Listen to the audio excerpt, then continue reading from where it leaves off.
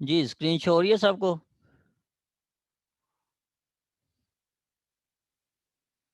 जी sir हो रही।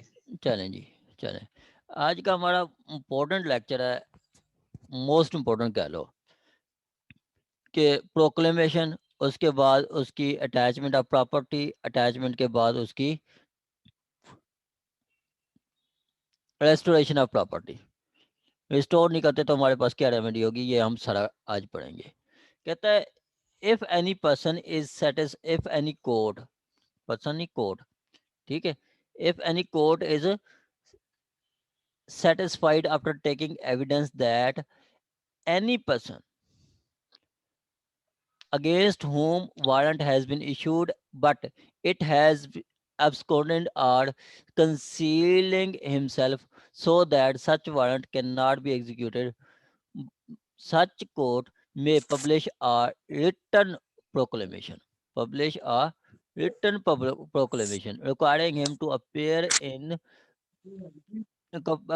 at specified place and specified time not less than 30 days। ठीक है, 30 दिन का प्रोक्लेमेशन में टाइम होता है, 30 दिन का, मंथ का नहीं होता, 30 दिन का। ठीक है, 30 दिन, specified time not less than 30 days from the date of publishing such सर प्रोक्लेमेशन। प्रोक्लेमेशन किसे कहते हैं सर, मेरे दिमाग में सब आ नहीं इश्तिहार रहा। इश्तिहार इश्तिहार इश्तिहार ठीक है सर, ठीक। प्रोक्लेम, इश्तिहार, प्रोक्लेम्ड ऑफेंडर, इश्तिहारी। जिनके माइक ऑन है वो काइंडली माइक ऑफ कर दें।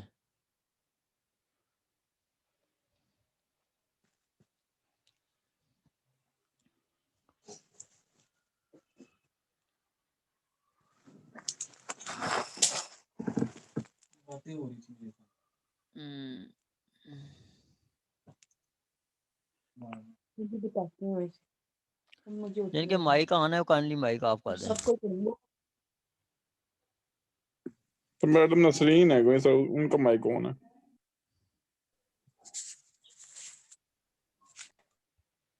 और सर हमजा हसन। जी सर।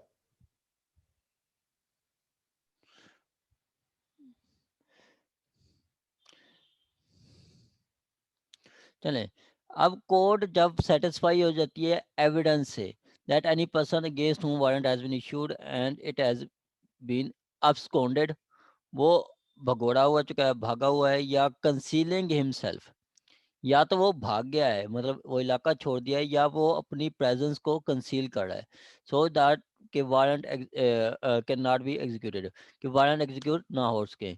सच कोर्ट में publish a written proclamation requiring him to appear at a specified place and at specified time not less than 30 days. ठीक है, उस प्रोक्लेम्ड ऑफेंडर के अगेंस्ट एक इश्तिहार छपा जाता है। ठीक है, उसको कहा जाता है कि आप आज सपोज के इश्तिहार छपा है तो उस पर आज क्या है, आज है 27, तो उस पर लिखा जाएगा कि आपके पास आप 28 तारीख तक, सॉरी 26 तारीख तक, 26 भी नहीं 25 बनेंगे, 30 दिन तक, 25 फेब तक आपने इस जगह पे इस कोर्ट में पेश होना है। ठीक है, इस जगह पे या इस कोर्ट में इस टाइम पेश होना है कि 8 बजे 10 बजे ये आपने पेश होना है, ये उसको कहा जाता है। अगर वो विद इन 30 डेज पेश हो जाता है देन तो वो प्रोसीडिंग स्टार्ट हो जाएगी। 30 दिन के बाद वो उसको प्रोक्लेम्ड ऑफेंडर समझा जाएगा। सपोज कि आज इश्तिहार छपा है तो आज वो इश्तिहारी नहीं होगा, उसके पास 30 दिन का टाइम है, 30 दिन तक भी कोर्ट में आ सकता है, मतलब 25 फेब तक आ सकता है, 25 फरवरी तक आ सकता है। अगर 25 फरवरी तक नहीं आता तो उसके बाद वो उसको प्रोक्लेम्ड ऑफेंडर समझा जाएगा और इश्तिहारी समझा जाएगा। और पीछे हम एक सेक्शन पढ़ के आए हैं, ठीक है, उसमें कहा गया है कि आप एक प्रोक्लेम्ड ऑफेंडर को और एक ऐसा पर्सन जो नॉन बेलेबल ऑफेंस किए हो और कॉग्निजेबल ऑफेंस और नॉन बेलेबल ऑफेंस की हो उसने, ठीक है, नॉन बेलेबल ऑफेंस कमिट की है तो उसको कोई भी पर्सन अरेस्ट कर सकता है। मेरा ख्याल है वो 78 है। ठीक है, अब प्रोक्लेम्ड ऑफेंडर को कोई भी पर्सन अरेस्ट कर सकता है, कोई भी पर्सन अरेस्ट कर सकता है। हम्म, 76 है मेरा ख्याल। चलें जी। एक तो सर 54 में बताया गया ना, पुलिस वहां पे गिरफ्तार कर सकती है।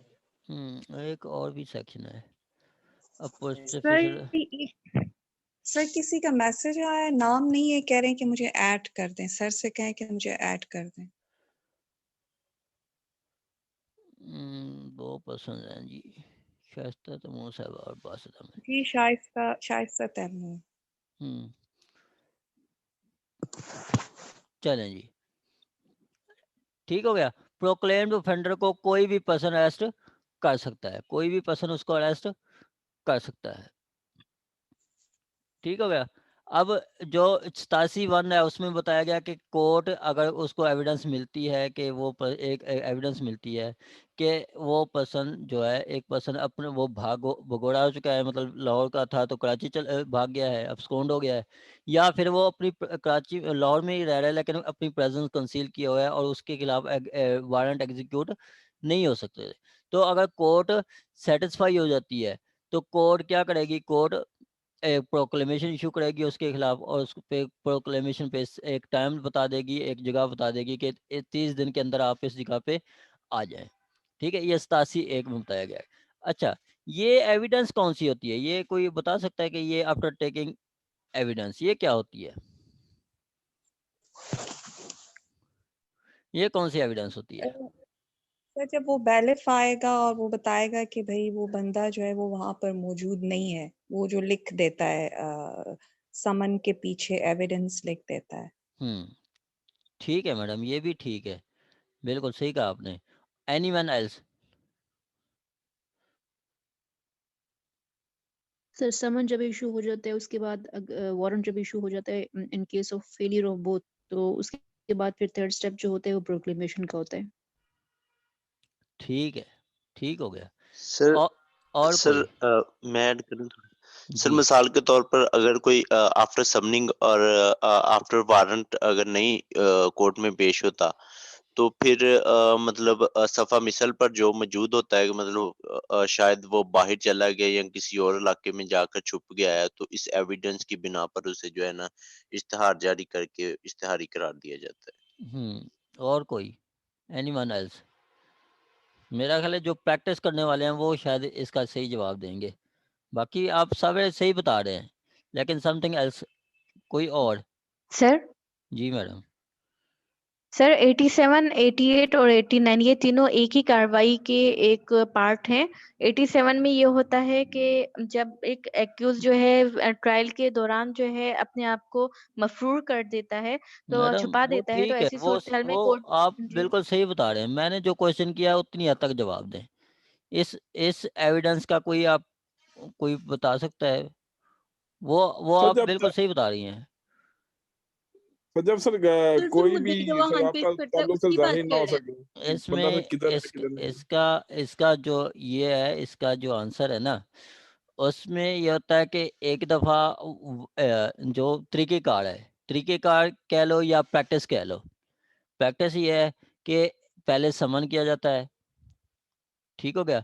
समन पे नहीं आते तो फिर उसके बेलेबल वारंट्स जाते हैं, बेलेबल वारंट्स नहीं एग्जीक्यूट होते तो फिर उसके non bailable warrants, non bailable warrants भी एक डेट पे नहीं अरेस्ट हुआ, फिर नॉन बेलेबल वारंट्स, फिर नॉन बेलेबल वारंट्स, फिर इस तरह कोई 2-3 दफ़ा उसके नॉन बेलेबल वारंट्स इशू होते हैं 2-3 डेट्स पे, ठीक हो गया। फिर भी नहीं आता तो फिर ये जाते हैं, उसकी एक रिपोर्ट बना के आते हैं कि रूपोश की रिपोर्ट, क्या चीज़? रूपोश, कि वो रूपोश हो गया है, ठीक है। रूपोश रिपोर्ट भी कोर्ट में मतलब आके एविडेंस वो कोर्ट में देते हैं, ठीक है। वही एविडेंस होती है रूपोश वाली जिस पे वो कोर्ट अगर सेटिस्फाई हो जाती है कि हाँ जी वो रूपोश हो गया है, वो नहीं मिल रहा, देन वो 87 की कार्रवाई करते हैं, ठीक है। एक रूपोश की रिपोर्ट बना के आते हैं, जो नॉन बेलेबल वारंट्स थे जो एग्जीक्यूट करने जाते हैं नहीं मिलते, 2-3 दफ़ा ट्राई की नहीं मिला, तो वो रिपोर्ट बना देते हैं कि वो पर्सन रूपोश हो गया, अब्सकॉन्ड हो गया, ठीक है, या कंसील कर रहा है अपने आप को। तो इस एविडेंस पे कोर्ट फिर ऑर्डर नेक्स्ट करती है। उसके लिए भी आके एक कोर्ट से एप्लीकेशन कोर्ट को एप्लीकेशन देते हैं। ठीक है, कोर्ट को एप्लीकेशन देते हैं कि इन इस पर्सन के वारंट इशू किए जाएं। इसमें मैं आपको रिपोर्ट दिखाता हूँ। ये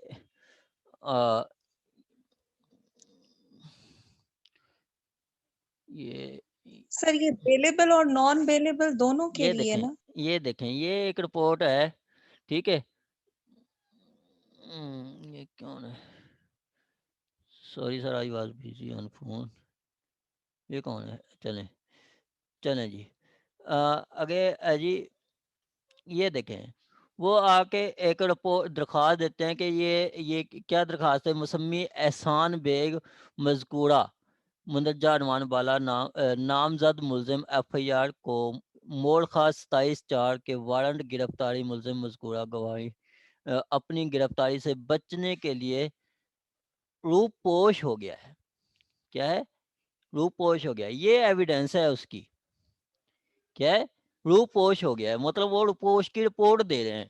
ठीक है, कि वो रूपोश हो गया है।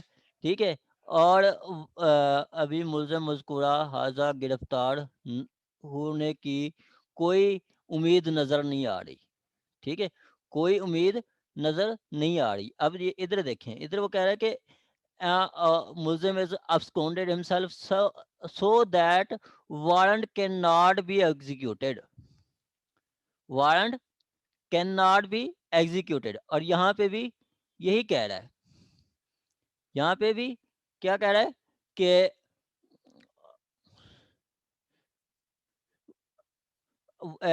वारंट एग्जीक्यूट होने की कोई मदद नजर नहीं आ रही। समी काकर ठीक हो गया।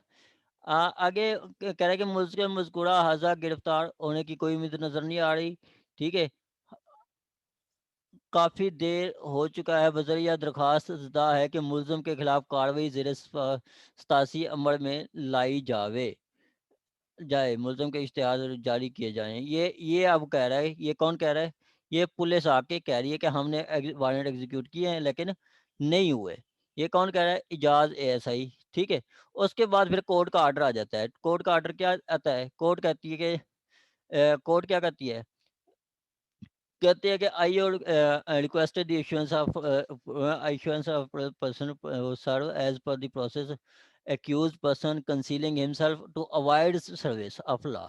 ये देखें, ये चीज़ है, avoid service of law and person is not possible. Execution of arrest of accused person is not possible. Arrest of accused is not possible नहीं है. Hence proclamation issued must be affixed as some conspicuous place of premises as well as police station and last residing. ठीक है, last residing of person and put up on 14/7 फलां ये announce किया गया। ये उसके बाद ऑर्डर गए। सिंपली वो आके रिपोर्ट देते हैं रूपोश की कि वो बंदा रूपोश हो गया है, वो पर्सन रूपोश हो गया है। ठीक है, देन उसकी आगे फिर कार्रवाई होती है, उसकी आगे फिर कार्रवाई होती है। ठीक हो गया। ये थी आपका 87(1). ठीक है, अब मेरा सर इसमें 87 सर एक आपको इस तरह समझ आ गया होगा कि कभी ये भूलेगा नहीं आपको। हाँ जी, सर इसमें वो ऑर्डर भी एक जो डेट थी वो भी 1 माह की जज साहब ने डाली है, मतलब जो आपने बात कही है कि 30 डेज के लिए ना, 30 डेज 30 डेज बिल्कुल।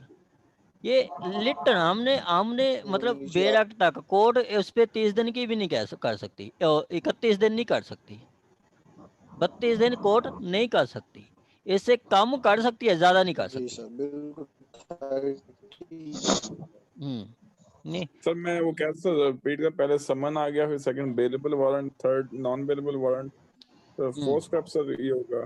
फोर्थ स्टेप ये 88 होगा। ठीक हो गया। अब वो कह रहा है कि ये 30 दिन से ज्यादा नहीं होगी, मतलब नॉट लेस देन 30 दिन, नॉट लेस जी देन सर। 30 दिन से कम नहीं होगी। हाँ जी सर अगर रिपोर्ट भी आ जाए और जज साहब फिर भी ना करें तो कोर्ट की डिस्क्रिप्शन है।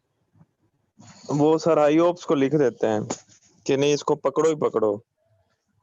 कोर्ट की डिस्क्रिप्शन है, आईओ लिख देता है, फिर आईओ जो पुलिस है ना, पुलिस भी किसी को पकड़ने के ना पकड़े तो उसका राइट है, किसी जी जी पकड़ने वाले शख्स को भी ना पकड़े तो उसका राइट है। ठीक है सही राय उस्मान, आप जी कहाँ से, फैसलाबाद से बात कर रहे हैं?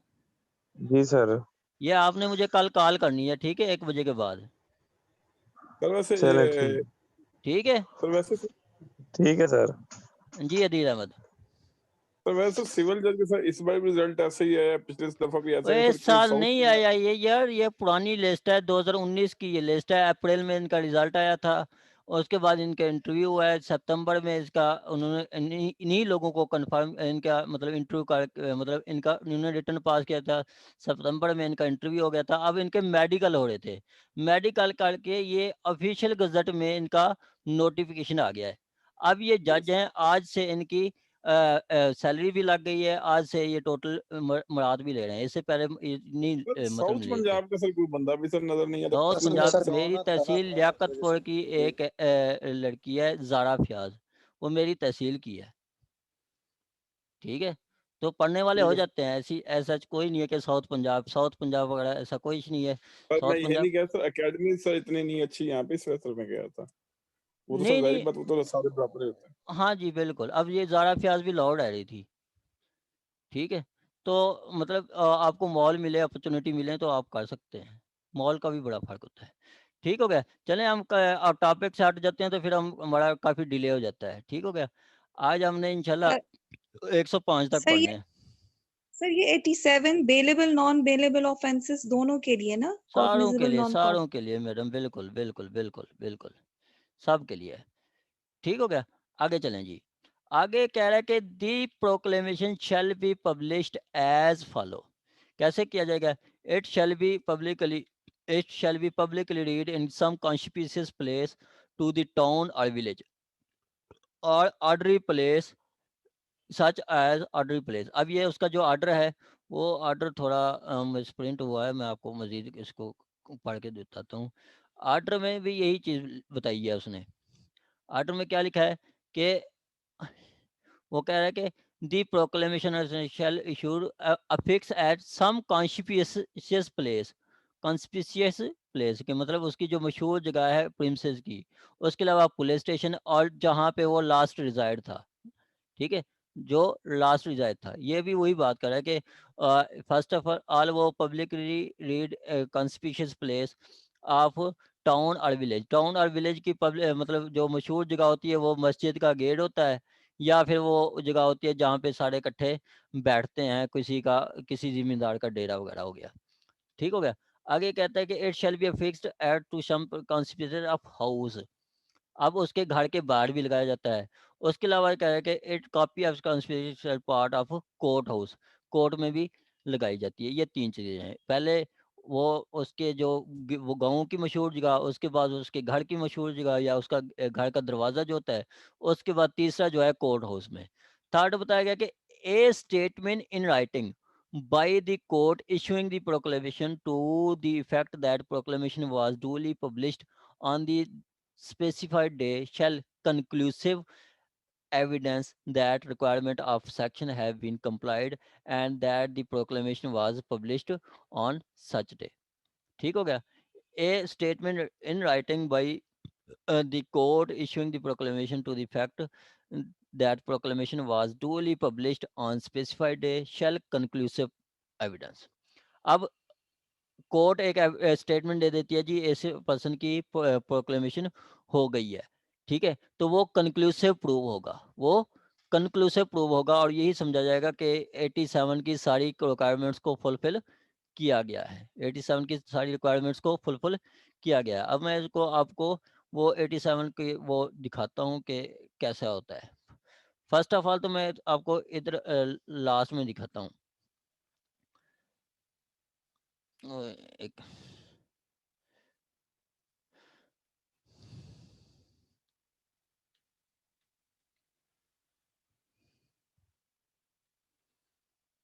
514 514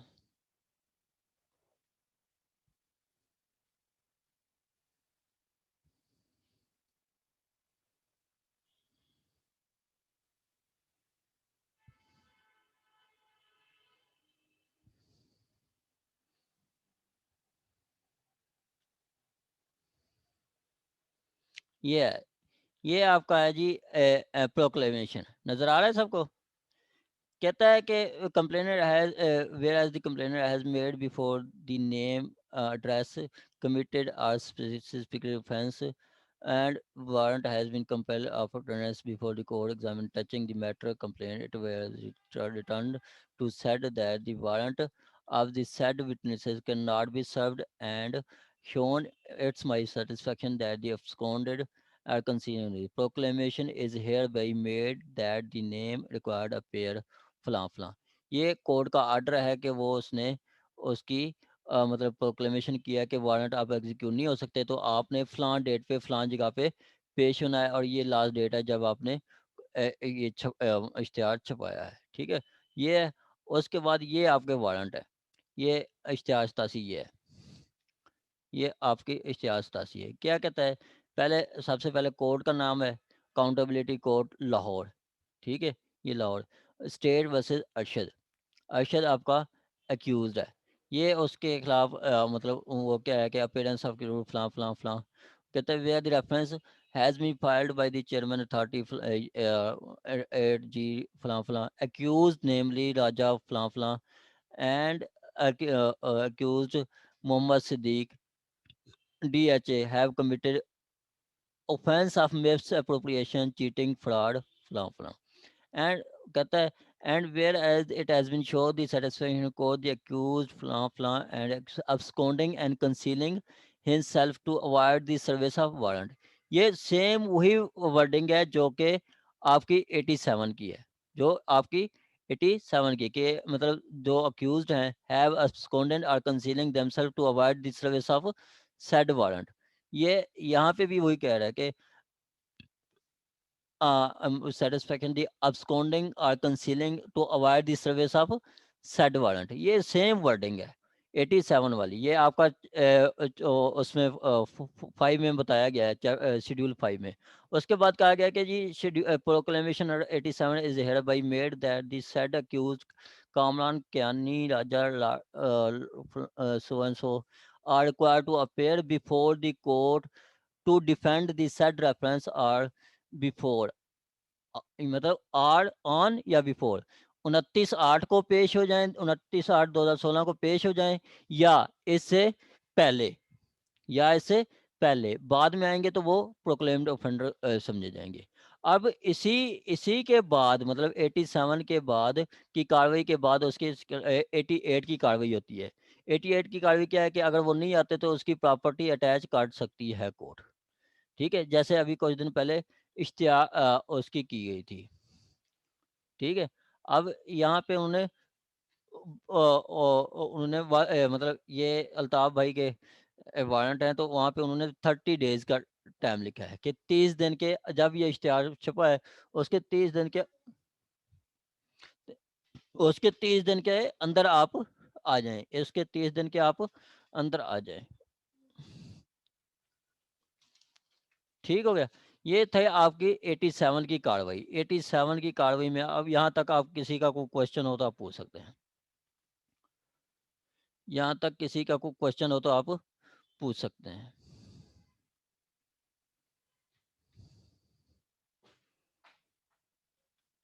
चलें आगे। आवाज आ रही है सबको? जी सर, आगे चलें। चलें जी, आगे है जी 88। 88 भी इम्पोर्टेंट है, 88 भी इम्पोर्टेंट है। अब जो एक अच्छा, ये अदील अहमद आपसे क्वेश्चन है। अक्यूज की अक्यूज इश्तिहारी हो गया, क्या मुलजिम भी इश्तिहारी गवाह भी इश्तिहारी हो सकता है? गवाह के भी इश्तिहार छप सकते हैं?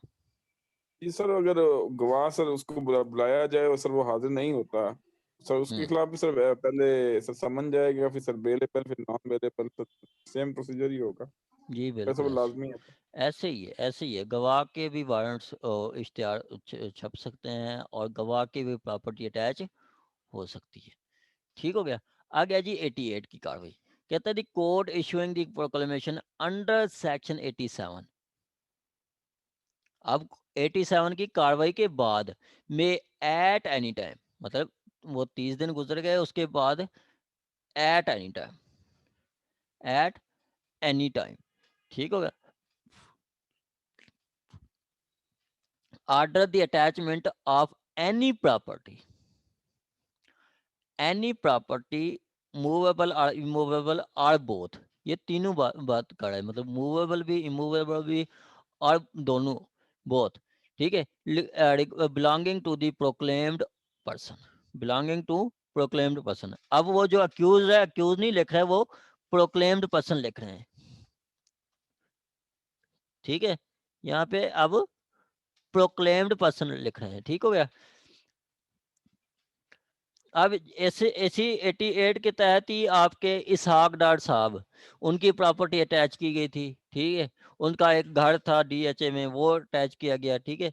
तो वो प्रॉपर्टी उनकी अटैच हो सकती है, प्रॉपर्टी अटैच हो सकती है, वो नैब ने उनकी प्रॉपर्टी अटैच की थी।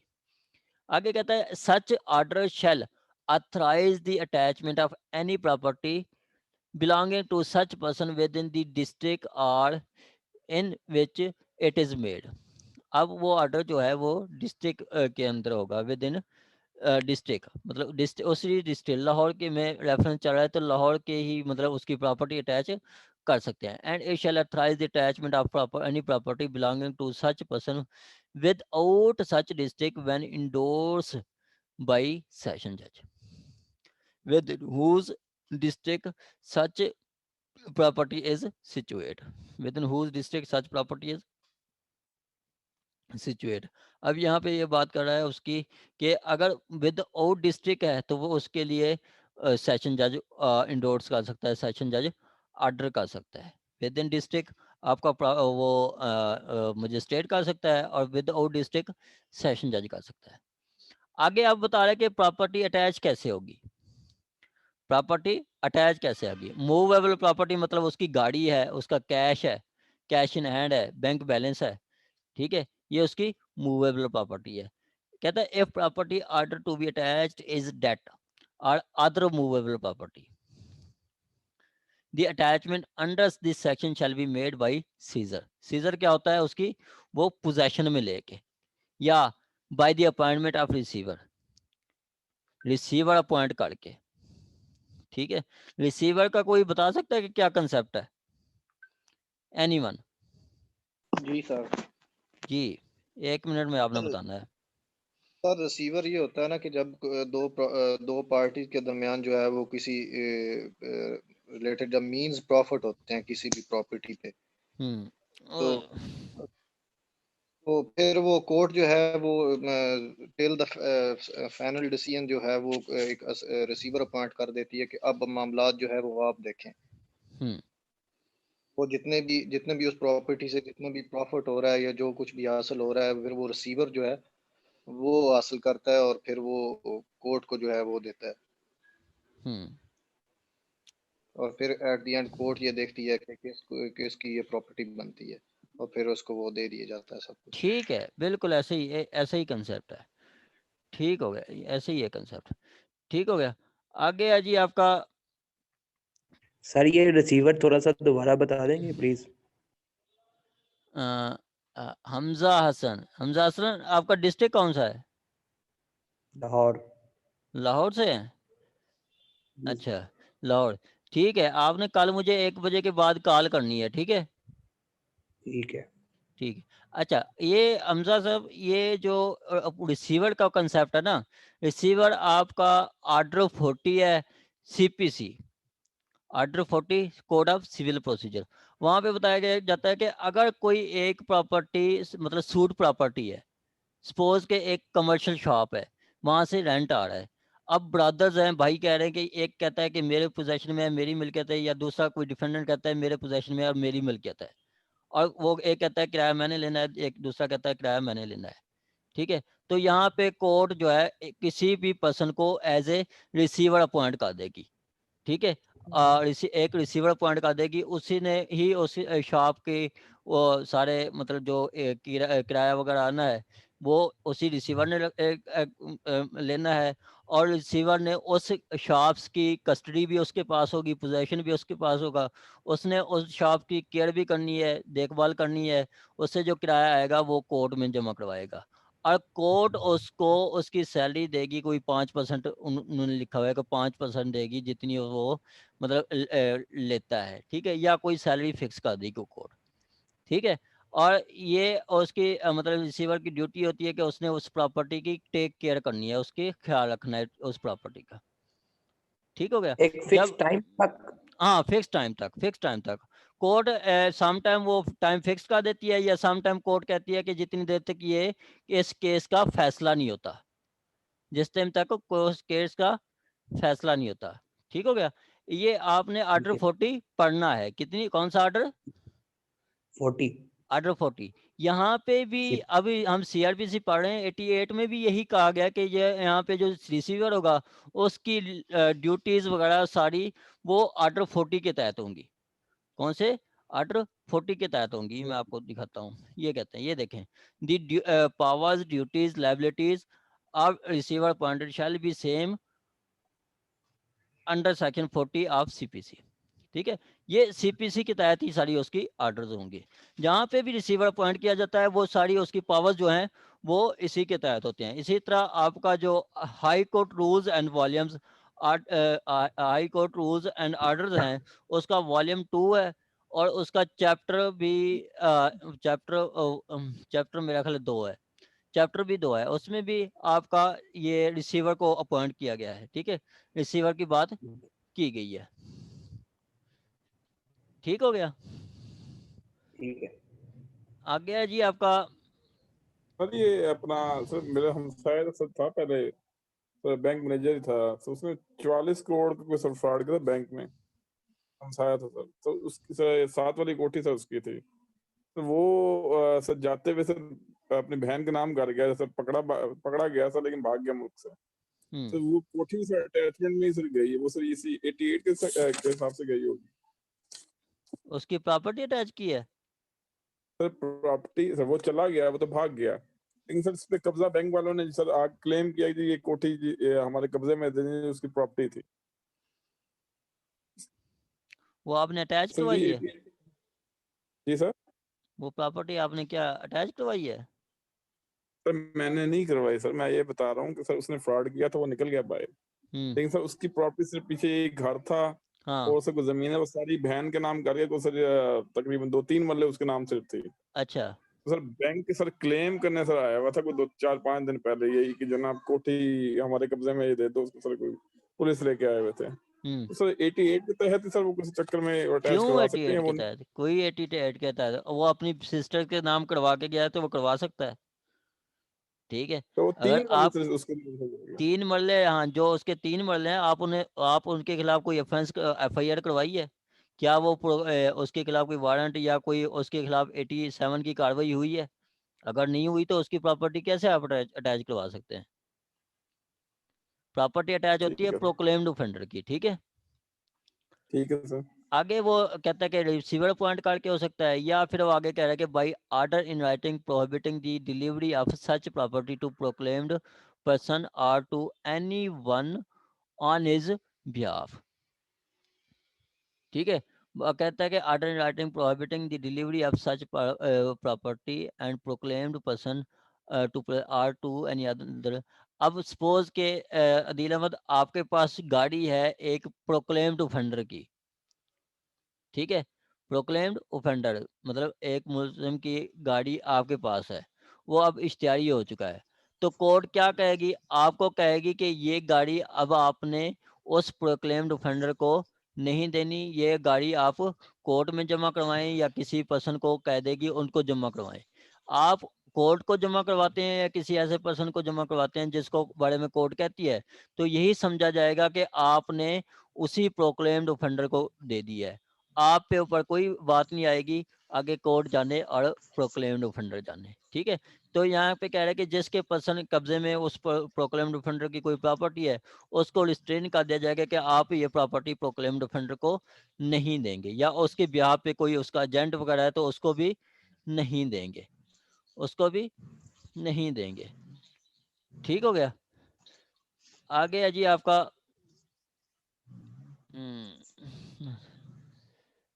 मीटिंग हमारी 3 मिनट रहती है, फिर मैं न्यू मीटिंग स्टार्ट कर दूंगा।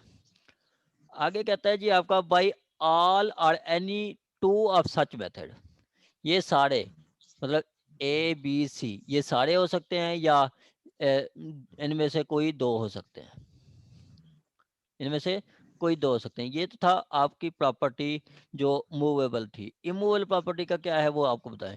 कहता है if property order to be attached is immovable the attachment under this section in this case of in the case of land paying revenue to the government made through the district officer revenue DOR जिसको कहते हैं, in which land is situated। ठीक हो गया।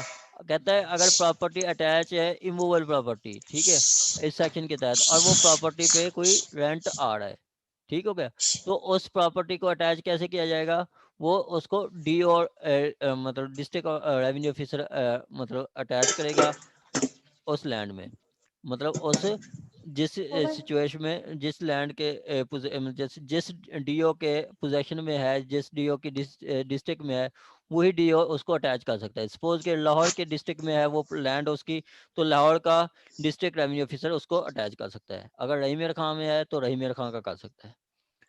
ठीक हो गया। आगे कहता है कि in all other cases by taking possession.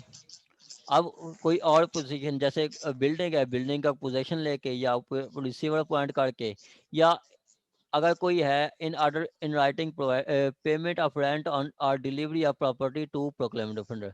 अगर बिल्डिंग है उसका कोई रेंट आ रहा है तो वो भी कह दिया जाएगा कि ये पीओ को नहीं देना आपने, ये इस पर्सन को देना है। या उसकी कोई प्रॉपर्टी है, डिलीवरी प्रॉपर्टी भी डिलीवर पीओ को नहीं करनी, किसी दूसरे को करनी है। पीओ मतलब प्रोक्लेम्ड ऑफेंडर, प्रोक्लेम्ड पर्सन। ठीक हो गया। या वो कहता है कि बाई 2 और 3 मेथड। ठीक हो गया। ये था आपका 88, ये था आपका 88। आगे 88 का 2 में 5 में बताया गया कि if property order to attach to consist livestock और पेशेबल कोर्ट में think expedient it immediate therefore such property the case proceed this of sale and shall we obey the order of a court.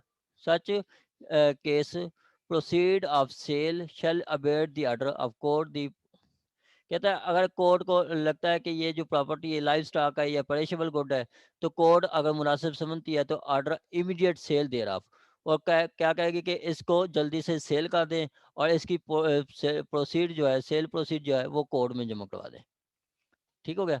आगे कहता है कि जो यहाँ पे जो रिसीवर अपॉइंट किया जाता है वो भी उसकी जो पावर्स होती हैं वो सीपीसी में जो बताई गई हैं वैसे ही होंगी, सीपीसी में जो बताई गई हैं वैसे ही होंगी। अब इसका वो बताया गया कि जैसे मतलब